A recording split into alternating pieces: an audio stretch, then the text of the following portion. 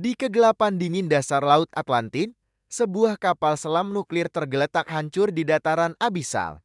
Nomor lambungnya hampir terhapus oleh waktu dan korosi. 9.800 kaki di bawah permukaan. Angka-angka itu masih sedikit terlihat. 589 USS Scorpion. Makam 99 pria yang menghilang tanpa panggilan darurat pada 22 Mei tahun 1968. Inilah paradoksnya, ini bukan kerugian di masa perang. Tidak ada torpedo musuh yang terlacak di area tersebut.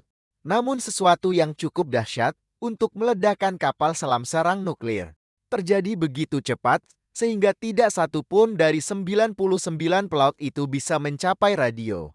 Bencana macam apa yang bergerak lebih cepat daripada kapal selam yang bisa membalik saklar? Dan mengapa beberapa ahli menunjuk pada ledakan internal, sementara yang lain bersikeras bahwa bukti menunjukkan sesuatu yang sama sekali berbeda? Tapi inilah kejutannya, selama 56 tahun, catatan resmi menyatakan bangkai Scorpion ditemukan pada 28 Oktober tahun 1968. Sebuah artikel Februari tahun 2025 menunjukkan Angkatan Laut mungkin telah menemukannya pada awal Juni. Hanya beberapa hari setelah dia menghilang. Sekadar informasi sebelum kita melanjutkan. Tidak banyak citra asli USS Scorpion. Jadi Anda terkadang akan melihat kapal selam representatif dan gambar laut dalam yang membantu Anda membayangkan apa yang terjadi. USS Scorpion adalah kapal selam serang nuklir kelas Kamjatsu. Bagian dari generasi pertama Angkatan Laut pemburu bawah air berkecepatan tinggi sejati. Lunasnya diletakkan pada 20 Agustus tahun 1958 di Electric Boat di Groton, Connecticut. Dia meluncur ke air pada 19 Desember tahun 1959 dan ditugaskan pada 29 Juli tahun 1960. Panjangnya 252 kaki dengan lebar 31 kaki. Dia memiliki bobot sekitar 3.500 ton saat tenggelam. Yang membuat kapal kelas Skipjack Revolutioner bukan hanya ukurannya, tetapi juga kekuatannya. Reaktor air bertekanan S5W dapat mendorong Scorpion melampaui 30 knot di bawah air. Lebih cepat daripada kebanyakan kapal permukaan yang bisa berlayar di laut tenang. Persenjataannya sangat tangguh. Dia memiliki 6 tabung torpedo. Semuanya menghadap ke depan, dimuat dengan torpedo MARK-37 dan MARK-14 untuk pekerjaan anti kapal dan anti kapal selam konvensional. Tetapi Scorpion juga membawa sesuatu yang jauh lebih merusak.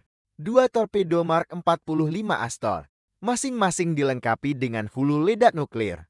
Jumlah awaknya adalah 99 orang. 12 perwira dan 87 tamtama.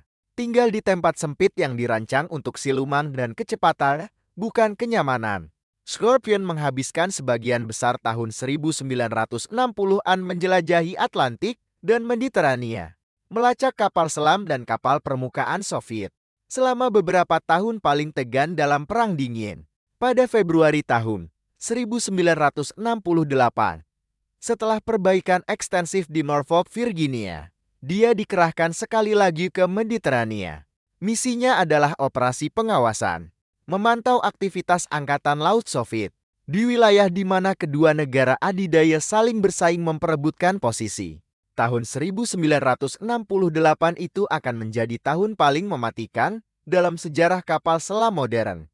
Kapal selam Israel A.N.S. Tacar menghilang pada bulan Januari.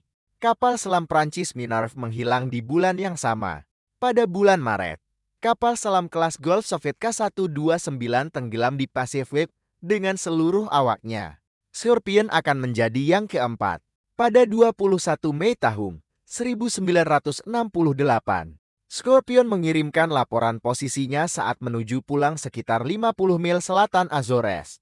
Melaju ke barat menuju Norfolk dengan kecepatan patroli standar. Tanggal perkiraan kedatangannya adalah 27 Mei. Transmisi terakhir itu adalah rutin profesional. Sama sekali tidak luar biasa. Tidak ada apapun dalam log radio yang menunjukkan bahaya, masalah mekanis, atau kekhawatiran. Laut tenang. Cuaca cerah dan Scorpion sedang pulang. Dia tidak pernah tiba.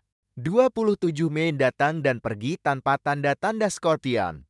Menjelang malam Angkatan Laut menyatakan dia terlambat dan meluncurkan operasi pencarian di sepanjang jalur yang diproyeksikan. Pada 5 Juni setelah berhari-hari hening, kapal selam dan 99 awaknya secara resmi dinyatakan hilang. Tetapi yang membuat tragedi ini sangat menghantui adalah bahwa jaringan deteksi akustik bawah air Angkatan Laut, dirancang untuk melacak kapal selam Soviet, sebenarnya telah menangkap sesuatu. Suara samar yang direkam pada 22 Mei, sekitar pukul 6:59 malam waktu Greenwich, konsisten dengan peristiwa bencana di suatu tempat di Atlantik yang dalam. Analisis rekaman-rekaman itu akan memicu perdebatan selama puluhan tahun. Apa yang membunuh Scorpion? Teori utama berpusat pada sistem baterai masifnya. Setiap kapal selam mengandalkan baterai untuk daya darurat dan operasi bawah air saat reaktor tidak aktif. Baterai penyimpanan utama Scorpion TLX-53 berbobot 65 ton dan berisi 126 sel individual. Pakar akustik Bruce Rulef menghabiskan bertahun-tahun menganalisis suara-suara yang direkam dan menyimpulkan bahwa gas hidrogen, produk sampingan dari operasi baterai, telah menumpuk dan menyala dalam ledakan 2 tahap yang dahsyat. Dengan 2 ledakan terjadi hanya setengah detik terpisah. Ledakan pertama akan merusak kompartemen. Ledakan kedua menyelesaikan pekerjaan. Di kedalaman, kapal selam itu tidak akan punya peluang. Tetapi ada teori alternatif yang sama-sama mengerikan pada tahun 1967 dan tahun 1968. Kekhawatiran telah muncul tentang baterai torpedo MARK-37, khususnya penghalang foil logam tipis yang bisa rusak akibat getaran kapal. Jika penghalang itu gagal, torpedo bisa menjadi panas di dalam tabungnya. Pada dasarnya berubah menjadi bom di dalam kapal selam itu sendiri. Beberapa penyelidik percaya, itulah yang sebenarnya terjadi, bahwa Mark 37 aktif secara spontan dan meledak, dan memicu urutan bencana yang menewaskan Scorpion. Grup analisis struktural Angkatan Laut sendiri menambahkan potongan lain pada teka-teki itu. Pemeriksaan mereka terhadap puing-puing menunjukkan bahwa kompartemen operasi runtuh pada rangka 33 pada kedalaman perkiraan 1.530 kaki. Kapal selam itu kemudian hancur oleh tekanan hidrostatik besar saat terjun menuju dasar. Apakah keruntuhan itu disebabkan oleh ledakan atau oleh kegagalan struktural terlebih dahulu tetap menjadi pertanyaan utama. Pada Januari tahun 1969, Pengadilan Penyelidikan merilis temuannya. Penyebab pasti kehilangan tidak dapat dipastikan dari bukti yang tersedia. 56 tahun kemudian, kesimpulan itu tidak berubah. Pencarian Scorpion dimulai segera setelah dia dinyatakan terlambat. Tetapi menemukan kapal selam di Atlantik seperti mencari jarum di tumpukan jerami sebesar samudera. Angkatan Laut mengerahkan kapal permukaan yang dilengkapi dengan sistem sonar tarik dalam. Perlahan-lahan menyeret susunan deteksi melintasi dasar laut. Sepanjang jalur terakhir Scorpion yang diketahui. Sistem kamera bawah air awal. Primitif menurut standar saat ini tetapi mutakhir pada tahun 1968. Diturunkan ke jurang berharap menemukan puing-puing. Kisah resminya menyatakan bahwa pada 28 Oktober tahun 1968, 5 bulan setelah Scorpion menghilang, kapal penelitian Mizar menemukan bangkai kapal sekitar 400 mil barat daya Azores pada kedalaman 9.800 kaki. Lintasan fotografi mengkonfirmasi yang terburuk. Kapal selam itu meledak ke dalam dan hancur berkeping-keping, menyebarkan puing-puing di dasar laut. Dalam pola yang konsisten dengan kegagalan struktural yang dahsyat, tetapi artikel Februari tahun 2025 di majalah Naval History itu mengubah garis waktu yang diterima. Bukti sekarang menunjukkan Angkatan Laut mungkin telah menemukan puing-puing Scorpion paling awal Juni tahun 1968, mungkin dalam beberapa hari setelah kehilangannya.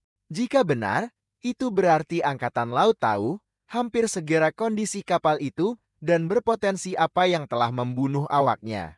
Namun menunggu berbulan-bulan untuk secara publik mengakui penemuan itu. Alasan penundaan itu, jika terjadi, tetap dirahasiakan. Sebelum kita melanjutkan, pengingat singkat. Berlangganan adalah cara termudah untuk mendukung saluran ini. Ini membantu kami mendedikasikan lebih banyak waktu untuk mengungkap kisah-kisah tenggelam ini dan melestarikan sejarah maritim untuk semua orang yang mencintai laut. Mari kita kembali ke video. Ketika penyelidik akhirnya memeriksa puing-puing secara rinci, beberapa fitur utama mengkonfirmasi bahwa mereka telah menemukan Scorpion. Lubang No. 589 terlihat pada struktur layar. Meskipun sebagian terhalang oleh pertumbuhan laut dan korosi, bentuk lubang tetesan air mata yang khas dari skipjack kelas itu tidak salah lagi bahkan dalam keadaan hancur. Kompartemen operasi memang telah runtuh pada rangka 33, persis di mana analisis struktural memprediksi kegagalan akan terjadi. Kapal itu terpecah menjadi dua bagian utama, dengan puing-puing tersebar di antaranya. Jarak dan orientasi yang cocok dengan skenario ledakan ke dalam yang dahsyat. Pola pengelasan fitting unik. Dan peralatan cocok dengan cetak biru konstruksi Scorpion. Hingga nomor rangka tertentu. Bukti fotografi disilangkan dengan gambar arsip yang diambil selama konstruksi dan masa layanannya. Layar telah hancur dan sebagian terpisah dari lambung kapal. Konsisten dengan tekanan besar yang terlibat. Dan akhirnya konfirmasi resmi Angkatan Laut mengklasifikasikan bangkai kapal sebagai USS Scorpion dan menyatakan situs itu terlarang di bawah peraturan penyelamatan Angkatan Laut. Jadi mengapa bangkai kapal ini masih penting lebih dari setengah abad kemudian? Karena Scorpion mewakili babak yang belum terselesaikan dalam keselamatan kapal selam. Dan sejarah Perang Dingin, reaktor nuklir di dalamnya tetap utuh. Tanpa radioaktivitas signifikan terdeteksi di luar bangkai kapal, selama inspeksi Angkatan Laut berkala, 2 torpedo berhulu ledak nuklir MARK-45 tidak menunjukkan tanda-tanda ketidakstabilan. Tetapi mereka masih di sana. Hulu ledak dan semuanya. Di perairan internasional sedalam hampir 2 mil. Pada November tahun 2012, organisasi veteran kapal selam IS yang mewakili lebih dari 13.800 anggota, secara resmi meminta Angkatan Laut untuk membuka kembali penyelidikan atas hilangnya Scorpion. Mereka berpendapat bahwa kemajuan dalam teknologi forensik, analisis akustik dan pencitraan bawah air akhirnya bisa menjawab pertanyaan yang tidak bisa dipecahkan oleh teknologi tahun 1968. Angkatan Laut menolak, menyatakan bahwa bukti yang tersedia masih tidak cukup untuk membatalkan temuan pengadilan penyelidikan awal. Bangkai kapal itu juga menjadi situs ekologis yang tidak terduga. Peneliti laut dalam yang mempelajari habitat buatan telah mencatat bahwa Scorpion, seperti kapal karam lainnya, kini mendukung kehidupan laut di lingkungan abisal yang sebaliknya jarang. Yang lebih penting, kapal selam itu berfungsi sebagai pengingat yang jelas betapa cepatnya bencana bisa menyerang, bahkan dalam operasi masa damai. Dan betapa banyak yang masih belum kita pahami tentang sistem kompleks yang menjaga kapal selam dan awaknya tetap hidup di bawah tekanan yang menghancurkan. Bagi keluarga dari 99 pria tersebut, perdebatan antara ledakan baterai, kecelakaan torpedo, dan kegagalan struktural bukanlah hal akademis. Itu adalah hal pribadi. Itu adalah perbedaan antara mengetahui apa yang dialami ayah, saudara, dan putra mereka di detik-detik terakhir itu, dan hidup dengan ketidakpastian permanen. USS Scorpion dilindungi di bawah Undang-Undang Kerajinan Militer Tenggelam, ditetapkan sebagai kuburan perang. Meskipun hilang selama operasi masa damai, tidak ada penyelamatan yang diizinkan, tidak ada artefak yang boleh dipindahkan. Situs ini ada sebagai tugu peringatan untuk Komandan Francis Slattery dan 98 pria yang bertugas di bawahnya. Pilot yang meninggalkan Norfolk berharap untuk melihat keluarga mereka lagi dan malah menjadi bagian dari dasar laut selamanya. Kehilangan itu memang mendorong perubahan di seluruh angkatan kapal selam. Sistem ventilasi baterai dirancang ulang untuk mencegah akumulasi hidrogen. Protokol keselamatan torpedo ditingkatkan dengan pengaman tambahan untuk mencegah hot runs. Standar inspeksi struktural diperketat dan prosedur darurat ditulis ulang. Berdasarkan pelajaran yang diambil dari Scorpia dan OSS Treasure yang hilang 5 tahun sebelumnya. Tetapi perbaikan-perbaikan itu, meskipun perlu, tidak dapat mengembalikan 99 jiwa yang terkubur dalam Bajo yang bengkok. 9.800 kaki di bawah, pengorbanan mereka, apakah disebabkan oleh kebakaran baterai, kerusakan torpedo, atau sesuatu yang sama sekali berbeda? Mengingatkan kita bahwa layanan kapal selam membawa risiko tertinggi bahkan ketika tidak ada musuh. Laut itu sendiri adalah musuh yang cukup. Dan pada kedalaman itu, ia tidak menunjukkan belas kasihan dan tidak memberikan kesempatan kedua. OSS Scorpion tetap dalam patroli abadi. Awaknya masih berjaga dalam kegelapan di mana sinar matahari tidak pernah mencapai dan tekanan cukup untuk menghancurkan baja seperti kertas.